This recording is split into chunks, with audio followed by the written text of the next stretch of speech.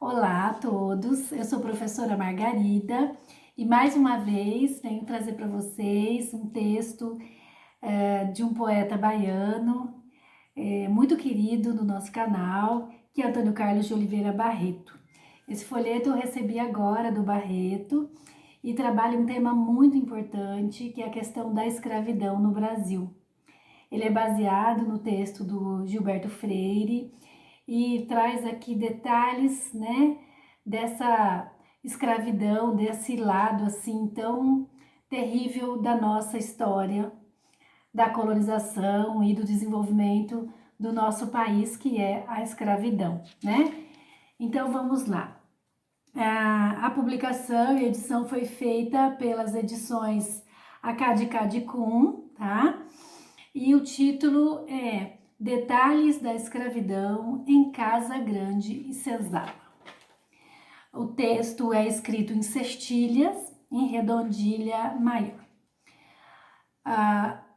Em Casa Grande e Senzala, Gilberto Freire escreveu Verdades da Escravidão que o homem branco escondeu. Vivemos um novo tempo, mas ninguém se esqueceu. Ainda bem, né, gente, que ninguém se esqueceu. O escritor pernambucano, com bastante maestria, fez uma bela pesquisa, nos trazendo à luz do dia como era a escravidão antes da nossa alforria. No 5º capítulo, Freire fala que os donos de engenho criavam filhos de escravos usando o poder ferrenho, porém os seus próprios filhos eram tratados com empenho. Que coisa, né? A dor do outro não é a sua dor, né? Simples assim. Os meninos brancos eram desde cedo orientados a se tornarem maduros, cabelos bem penteados, valentes dominadores, sisudos, disciplinados. Aprendiam aritmética, o francês e o latim, o nome das capitais da Europa, tudo enfim. Mas os filhos dos escravos jamais aprendiam assim. Por que será? A educação traz a liberdade, gente. Não pode ensinar quem você quer que permaneça cativo, né? Lição, né, dos donos de escravos. Em certas localidades, em casa do capelão, os filhos do branco tinham uma boa instrução, lhes proporcionando assim poder e dominação. Nas escolas jesuíticas existiam preconceitos. Crianças pobres e ricas não tinham os mesmos direitos. Apenas garotos brancos sempre eram bem aceitos. As condições de higiene no ambiente escolar eram insuficientes, chegando a provocar mortes por infecção, febre e muito mal-estar. Aos senhores de engenho, as moças negras serviam. Eles deitavam na rede, elas lhe obedeciam. Nesse clima de preguiça, os homens brancos viviam. Eles apalpavam as negras, usavam sexualmente.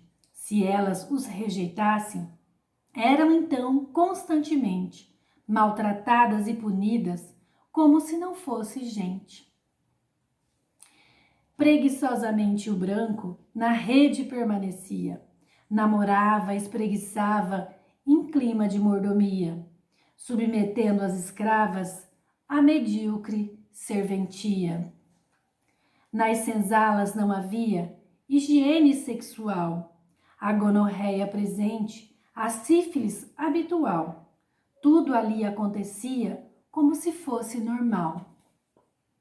Quando os homens suspeitavam casos de infidelidade, sacrificavam as mulheres com bastante crueldade, até mesmo assassinatos em clima de impunidade. Isso aconteceu mesmo depois, né, da libertação dos escravos. As mulheres passaram milênios sendo assassinadas porque os homens eram seus donos, né?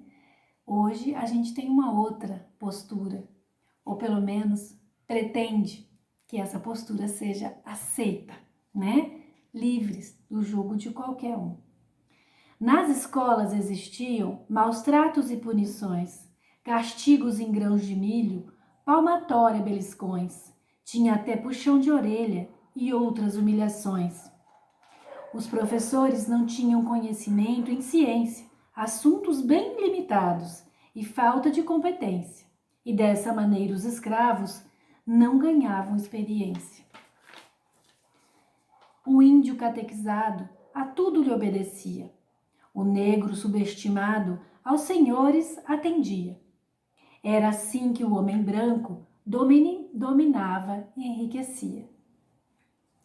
E os senhores de engenho, nutridos pela ambição, usavam o suor do negro para a boa produção de muita cana de açúcar para fazer exportação. E poderia até incluir aqui para ganhar, né, 1 milhão, porque o que eles queriam era ganhar dinheiro. E é por isso que o valor da alma humana, da pessoa humana, não existia. Assim como hoje, né, quando se quer ganhar milhões, não existem pessoas, né, que possam ser preservadas. Especialmente se essas pessoas não fazem parte da mesma classe, da mesma família que aqueles que exploram.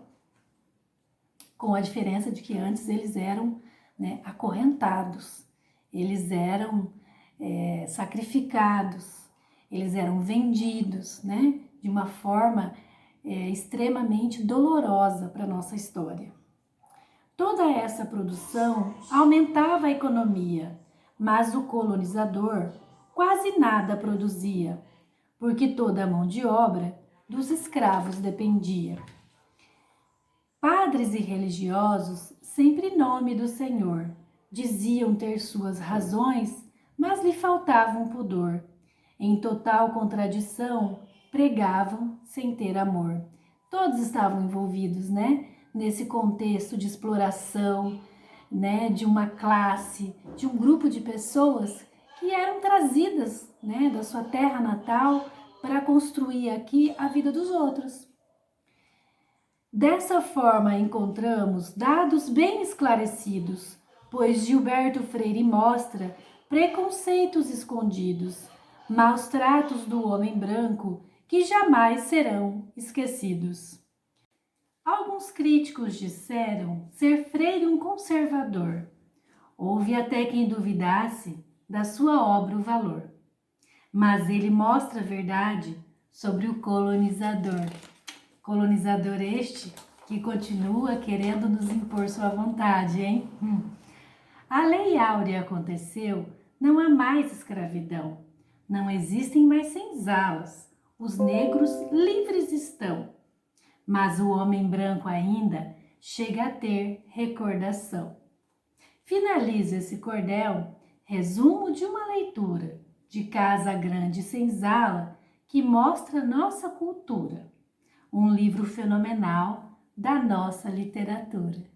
Temos aqui então essa leitura de Barreto sobre Casa Grande e Senzala, feita pelo autor em cestilhas setessilábicas com a maestria cotidiana de Antônio Carlos de Oliveira Barreto, nosso querido poeta cordelista de Salvador. Um beijo para você, Barreto, e um abraço a todos que estão nos assistindo.